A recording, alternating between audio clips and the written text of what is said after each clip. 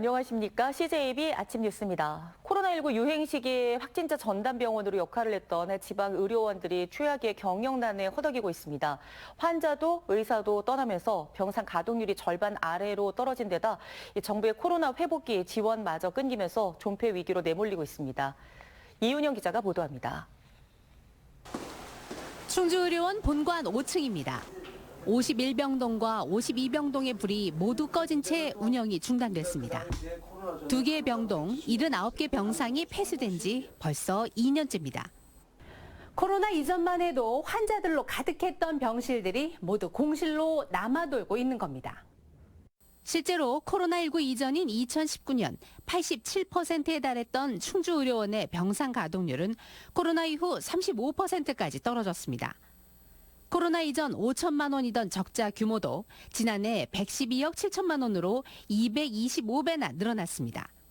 청주의료원은 더 심각합니다.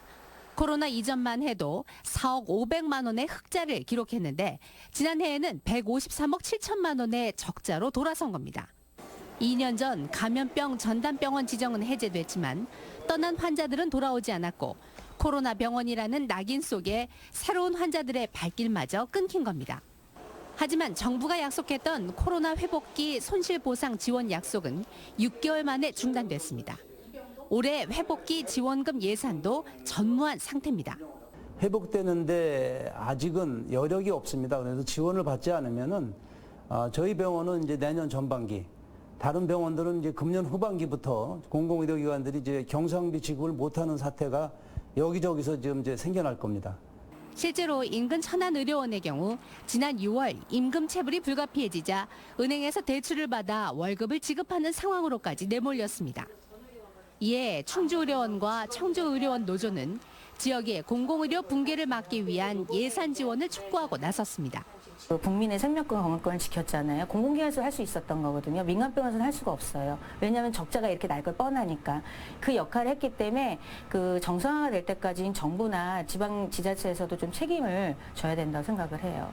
이에 충청북도가 오는 9월 청주, 충주의료원에 각각 16억 원씩 대출금 이자 33억 원 등을 지원할 방침이라고 밝혔지만 지역 공공의료 붕괴를 막기 위한 보다 지속적이고 근본적인 대책이 시급해 보입니다. CJB 이윤영입니다. 선거관리위원회의 경력 직원 채용 비리 혐의와 관련한 첫 재판이 어제 열렸습니다. 자신의 딸에 대한 경력직 부정 채용에 관여한 혐의를 받고 있는 송봉섭 전 중앙선관위 사무처장을 비롯한 관련자 모두 혐의를 전면 부인하면서 앞으로 치열한 법정 공방을 예고했습니다. 김세희 기자입니다. 지난 2018년 단양군 선거관리위원회는 충남의 한 자치단체에서 근무하던 30대 송모 씨를 경력직으로 채용했습니다. 일반적인 공개 채용이 아닌 자치단체로부터 추천을 받아 소수 인원만 응시할 수 있는 경력 채용 절차를 통해서였습니다. 그런데 송 씨의 부친은 송봉섭 당시 중앙선관위 사무차장이었습니다. 검찰은 채용 과정에서 송 전 차장이 부당하게 관여한 것으로 판단했습니다. 송 전 차장이 채용 이전부터 충북 선관위 담당 과장에게 연락해 자신의 딸의 이름을 알려줬고 원서 접수 여부 등도 확인했다는 것입니다. 실제 연락을 받은 담당 과장 B 씨는 직접 면접위원으로 참여했습니다. 또 송 전 차장의 딸이라는 사실도 다른 면접위원들과 공유해 송 씨는 면접에서 최고점을 받았습니다. 검찰의 공소장에는 당시 인사 담당자들이 다른 지원자를 배제한 채 송 씨를 합격자로 내정해 채용 절차를 진행했다고 적시됐습니다. 검찰은 송 전 차장과 당시 충북선관위 담당 과장 등 3명에게 위계 공무집행 방해와 직권남용 권리행사 방해 등의 혐의를 적용해 재판에 넘겼습니다. 하지만 이들은 첫 재판부터 모든 혐의를 부인했습니다. 송 전 차장 측은 채용 절차는 정당했고 청탁이 아닌 의례적인 문자를 주고받았다며 혐의를 전면 부인했습니다. 송 전 차장 딸뿐만 아니라 고등학교 동창의 딸이 괴산군 선관위 경력직 공무원으로 부정 채용하는 데도 관여한 혐의를 받고 있는 B 씨 등도 채용 과정에 문제가 없다며 검찰의 주장을 반박했습니다. 다음 공판은 9월 11일 열릴 예정인데 앞으로 채용비리 혐의를 놓고 치열한 법정 공방이 벌어질 것으로 보입니다. CJB 김세희입니다. 청주시가 청주병원에 내간 의료기관 개설 허가를 취소했습니다. 이에 따라 청주병원은 어제부터 법적으로 환자 진료를 할 수 없게 되며 개원 43년 만에 병원 간판을 내리게 됐습니다. 병원에 입원 중이었던 75명의 환자들은 전부 전원 조치된 것으로 파악됐으며 시는 지난 3일 충청북도가 법인 설립을 취소함에 따라 의료기관의 운영 주체가 사라져 개설 허가를 취소할 수밖에 없었다고 밝혔습니다. 경기 침체 장기화로 빚을 갚지 못하고 법원에 파산을 신청하는 개인과 기업이 늘고 있습니다. 올해 상반기에 청주지방법원에 접수된 개인과 법인 파산 신고는 모두 453건으로 이 가운데 법인 파산은 13건, 개인 파산은 440건으로 집계됐습니다.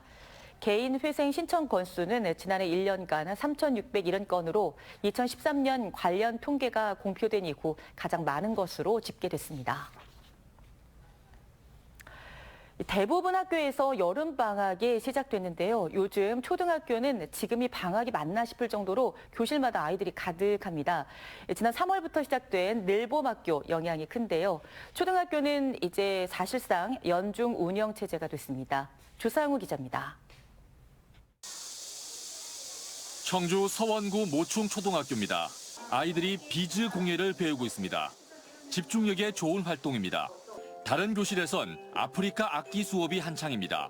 늘봄학교는 초등학교 방과 후 활동과 돌봄을 통합한 것으로 방학 중에는 대개 오전 9시부터 오후 3시 30분까지 운영됩니다. 오전에 3시간은 무료 맞춤형 교육 프로그램을 운영하고 오후에는 독서나 창의 활동 위주로 시간을 보냅니다.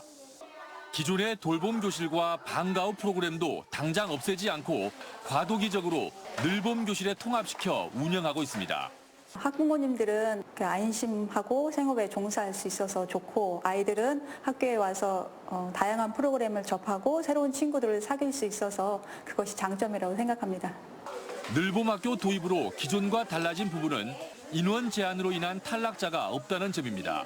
기존에는 돌봄이나 방과 후 활동 인원수가 제한돼 있었는데 늘봄은 신청자를 전원 수용하도록 했습니다. 모충초등학교의 경우 초등학교 1학년 신청자가 37명으로 기존 정원 20명을 초과했는데 과거 같으면 초과 인원을 탈락시켜야 했지만 늘봄이 시작되면서 교실과 프로그램, 강사를 추가로 배치해 아이들을 전원 수용할 수 있게 된 것입니다. 네, 방학 중에도 매일 2시간에서 3시간 무료 맞춤형 프로그램을 제공하면서 중단 없는 늘봄학교 운영을 하고 있습니다. 그리고 도교육청에서도 학생들에게 간식비를 지원을 해서 무상으로 간식을 제공받을 수 있도록 하고 있습니다. 늘봄학교는 2학기부터 모든 초등학교로 확대되고 내년에는 대상자가 2학년까지, 내후년에는 6학년 전 학년으로 확대됩니다. 이에 따라 현재 늘봄 실무직원 230여 명을 학교에 배치한 충북교육청은 11월에 120명을 더 채용해 인력을 보강하기로 했습니다. CJB 조상우입니다. 이 어린이의 안전을 지키기 위해 스쿨존 처벌 강화 같은 대책도 필요하지만 더 중요한 것은 사전 예방일 겁니다. 이 경찰이 아동 안전 지킴이와 지킴이집 시책을 확대하는 등 아동 보호를 위한 노력을 기울이고 있는데요. 박원 기자입니다. 형광색 조끼를 입은 어르신이 어린이와 손을 잡고 횡단보도를 건너고 등하굣길 보행로에 장애물은 없는지 일일이 확인합니다. 은퇴한 노인들로 구성된 아동안전 지킴이로 학교 주변을 순찰하면서 어린이의 또 다른 보호자 역할을 하는 겁니다. 최근 달려오는 택시를 보지 못한 아동이 교통사고 당할 뻔한 걸 막기도 했습니다. 호루라기 만질 새가 없어. 막 악을 써서. 그랬더니 애가 팍 멈추는데 택시도 쫙 하고 서고 계속 하고 싶어요. 저는 보람이 있어요. 굉장히. 500명의 어르신이 충북에서 아동안전 지킴이로 위촉돼 범죄를 예방하고 비행청소년 등을 선도하고 있습니다. 학교 주변 약국이나 학원, 편의점 등도 아동안전 지킴이 집으로서 지역사회 파수꾼 역할을 자처하고 있습니다. 눈에 자주 보이고 거리낌 없이 가는 곳들이 어린이들의 임시 보호처가 되는 겁니다. 현재 도내 아동안전 지킴이 집은 575곳. 경찰은 충북 지역 자동차 판매 지점 22곳과도 신규 협약을 맺는 등 지킴이 집을 늘리고 있습니다. 각 지자체의 주요 몫이 좋은 곳에 또 시인성이 좋은 곳에 있기 때문에 아이들이 이동하면서 자주 찾을 수 있는 그런 위치에 있습니다. 그렇다 보니까 더 안전에 더 많이 기여를 할 수 있는 경찰은 아동보호 시책을 널리 알리기 위한 홍보에도 적극 나서고 있습니다. 아동안전 지킴이나 아동안전 지킴이 집 운영을 통해서 그 민경협력의 안전망을 구축하고 아동이 안전하게 성장할 수 있는 환경을 조성할 것으로 기대하고 있습니다. 아동안전 지킴이와 지킴이 집은 어린이 안전사고를 미연에 방지하는 효과를 거둘 것으로 기대되고 있습니다. CJB 박원입니다. 충청북도가 호우 피해를 입은 도민에 대해 세제 지원에 나섭니다. 충북도는 이번 호우로 건축물이 파손된 경우 침수 기준으로부터 2년 안에 다시 건축물을 구입하면 취득세를 면제하고 침수로 자동차를 사용할 수 없게 됐다면 자동차세를 면제합니다. 또 체납자의 경우 재산 압류 등 체납 처분을 1년 범위에서 유예합니다. 한편 특별재난지역으로 선포될 경우 체납 처분 유예는 최대 2년까지 연장할 수 있으며 호우 피해로 인한 사망자 유족은 취득세와 재산세, 자동차세 등을 면제받을 수 있습니다. 윤건영 교육감은 어제 중등 실력 다짐 리본 프로젝트 추진 계획을 발표했습니다. 중등의 실력 다짐 리본 프로젝트는 학교 교육의 본질을 회복해 학력을 비롯한 학생들의 역량을 키우자는 것으로 중학교 방학 중 교실 운영과 일반고 자기주도 학습, 직업계 고등학교 현장 실무 중심 프로젝트 학습 등의 내용을 담고 있습니다. 윤 교육감은 공교육의 힘으로 학생들이 미래 사회를 주도적으로 살아갈 수 있는 탁월한 인재로 성장할 수 있도록 최선을 다해 지원하겠다고 밝혔습니다. 충북 북부 지역 최대 복합 문화 공간인 제천 예술의 전당이 공식 개관했습니다.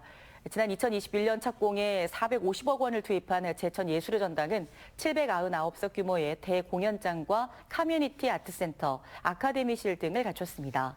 어제 개관 축하 공연을 시작으로 내일 충북 도립교향악단과 첼리스트 이영은이 함께하는 축하 공연이 열립니다. 옛 동명초등학교 터에 건립된 제천 예술의 전당 개관에 따라 제천 구도심의 활성화가 기대됩니다. CJB 아침 종합 뉴스를 모두 마치겠습니다. 고맙습니다.